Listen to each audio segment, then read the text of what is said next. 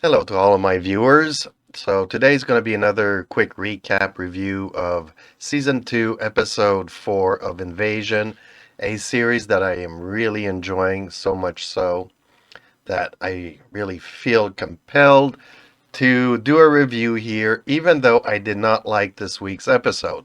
But first off, the good points. Welcoming to the cast are a few French actors.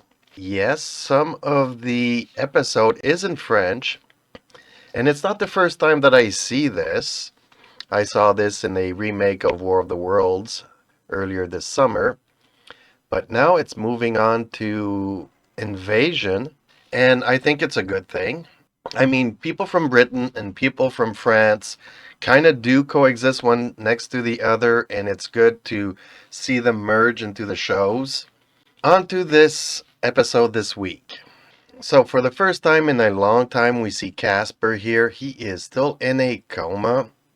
At least we know that he is not dead. He was presumed dead.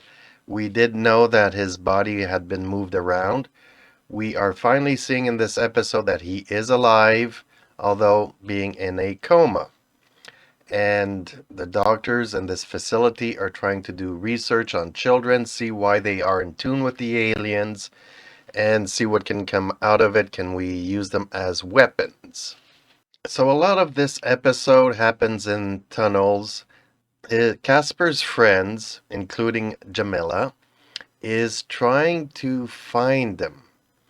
And the reason why is because when she goes to sleep and she falls asleep, she sees visions and she's having discussions with Casper, who's letting her know that he is alive, is trying to find a way to. He kind of got caught up in talking with the aliens, and he's trying to find a way out back to the real world, and he is hoping that maybe she can assist him. So they are in the tunnel, the underwater tunnel between England and France. And a lot of this episode happens here, and there are aliens. We thought in the last episode that maybe we gotten the upper hand. Turns out that they just went into this cocoon mode, and they are coming out ever stronger. Now, for the reason why I did not like this episode, briefly, if you've had to deal with kids being a certain age, I've dealt my share with the rantings and everything else that young kids can do. And the show is really well executed in the sense that it brings a perspective of kids into the show.